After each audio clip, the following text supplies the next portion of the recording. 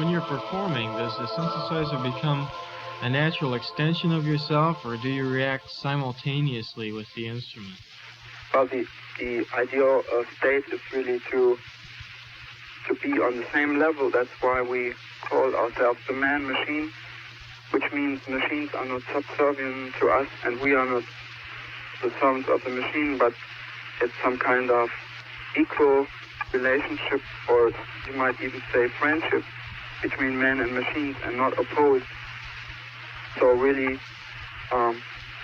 we get some really sensitive exchange with our musical machines. That's a very interesting concept. Most performers like to say that they have control over their instrument.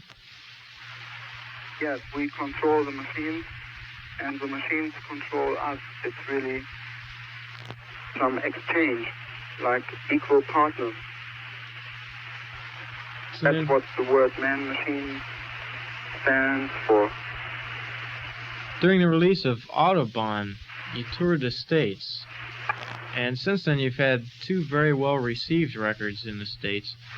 And Man Machine is showing a lot of promise as well. There's another U.S. tour in the works. Yes, we are. In fact, at the moment, we are working back here in Düsseldorf on our studio and recording and working. And it's very possible that we do another European tour in late summer or autumn. And at that time, we are hoping that we can come over back to the United States and play more concerts there. And because now we have, since 1975, it's 3 years, but we have, I think, made some very important developments for us, where we have created some new kind of performance style, where in the past, new ballet companies in Germany, they have been doing something with our music, and this inspired us not to just dance or move your body to existing music, but we have now composed some kind of electronic body music, because electronic music, basically like Tangerine Dream, has been mainly connected with brain music, where you sit back in your armchair and put on headphones and fly off into space, some kind of cosmical consciousness type of music, where we were always interested with Kraftwerk in including society and really environmental music, earth music, city music. And now we have done something which we call electronic body music, where we have invented some instruments where you can stimulate electronic sounds with the movements of your body by moving up your arms and legs and your whole body.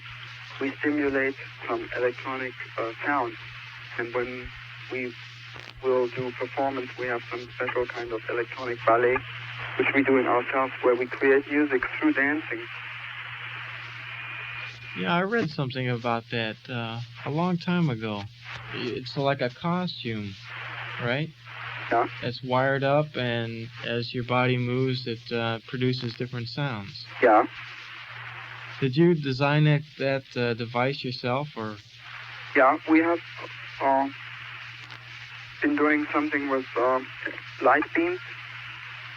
It operates with light beams, and by moving, we used this for the first time when we made a European concert tour 2 years ago, but it was only the first model we designed. So now we have something more developed, and we will be doing this in our concerts.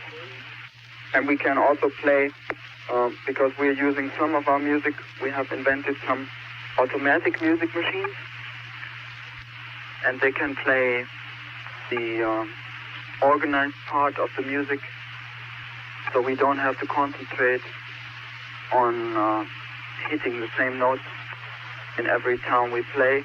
Like most of the groups, when they play, they have to concentrate if they get the songs right, etc. We have some machines who can do that type of work, and we can fully concentrate on spontaneous things, and we do a lot of improvising, like when we play, and also the time factor. Concerts sometimes they are very much longer or shorter, depending on the vibration where we actually perform. Along those lines, do your records reflect craft work accurately, or is there more to your sound that's reserved for just concerts? Yes, I think the records are to us like films. We call our music acoustical films. And actually when we perform in concerts, there's the volume factor and also the reverb and the echo of the hall where we play, because this and the volume of the music really is only to be there when we perform live, and the presence of people in a room changes the music.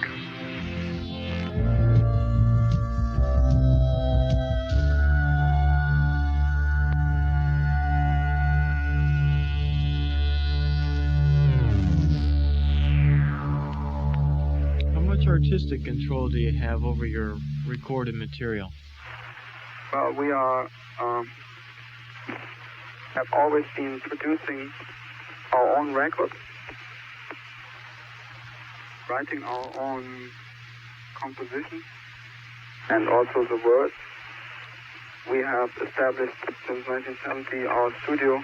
First we started out with some old cassette recorders and some old speaker cabinets, and from there over the years we have been building from there. We call our studio also some kind of electronic garden, where we have some kind of biological biofeedback with the machines, and through the time they have been growing and getting more and more complex and really growing different stages.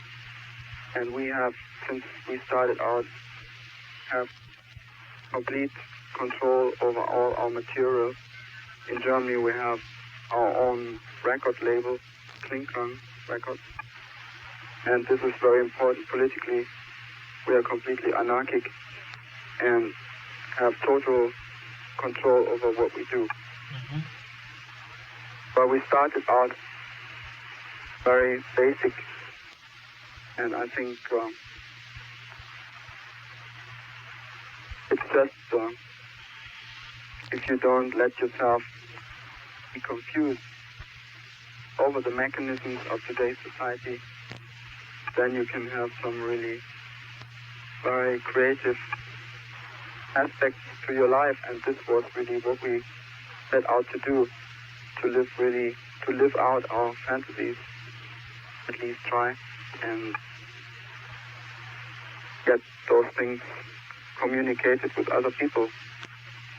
So you definitely approach your music with an artistic rather than a commercial standpoint.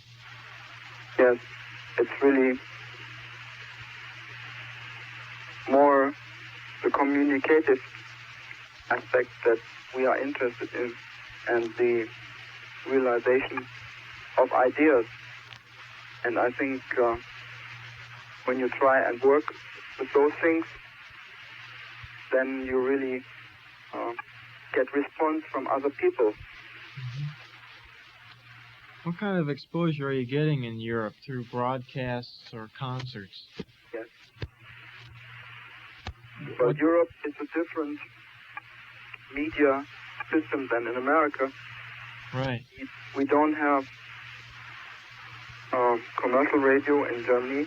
It is state radio in Germany, France. And the programs here, they cover all aspects of, it's not like in America where one station might play a special type of music, but here they have children's hour in the early afternoon, sports in the late afternoon news programs, regional programs, information, spoken programs, drama, and music mainly comes later in the evening, and also electronic music. When we were very young here in Cologne, near Düsseldorf, was the first electronic music studio in the world at the West German radio, Westdeutscher Rundfunk. And they were always doing midnight shows. So really, in Europe, or especially Germany, music comes mainly late at night. Maybe this factor has made Kraftwerk music also some kind of late night music, night music. Oh, that's very similar to what we're doing here, because this is a public radio station, very similar to yours, I guess, or to Germany's radio. And we have a varied format, and late at night, that's where we get into the electronic music as well. Very good. And there's a very strong audience out here for it. Well, Ralf, that's about all the questions I really have. If there's anything you'd like to add, boy, just go right ahead. You're a very interesting person to talk to. I think for me it's very hard to think of something, because when you live with all those things on a daily basis, it kind of gets very normal, and you forget to keep any kind of distance from. All this experimentation you've been doing with biofeedback and all that, and light beams, just all kinds of experimentation going on where you are. Yeah. We always try out, in fact, new things, and sometimes really the machines, they surprise us with really the sounds we expect the sounds to be a certain way, and then when we make those experiments or something, then they turn out different. And it's always the question for us to open up our own ears, to be open to those new sounds, and really listen to the machines sometimes and get inspired from inside. Okay, Ralf. Well, thank you so much for calling us all the way from Germany. What city are you in? I'm in Düsseldorf, in Germany, on the Rhine. Uh-huh. Okay, well, that's really great. This has got to be the longest interview we've ever done here, and long distance as well. Thank you so much for calling us this morning. Thank you for talking to you, and say hello and auf Wiedersehen to all your people in Ohio. Auf Wiedersehen, Ralf. Auf Wiedersehen.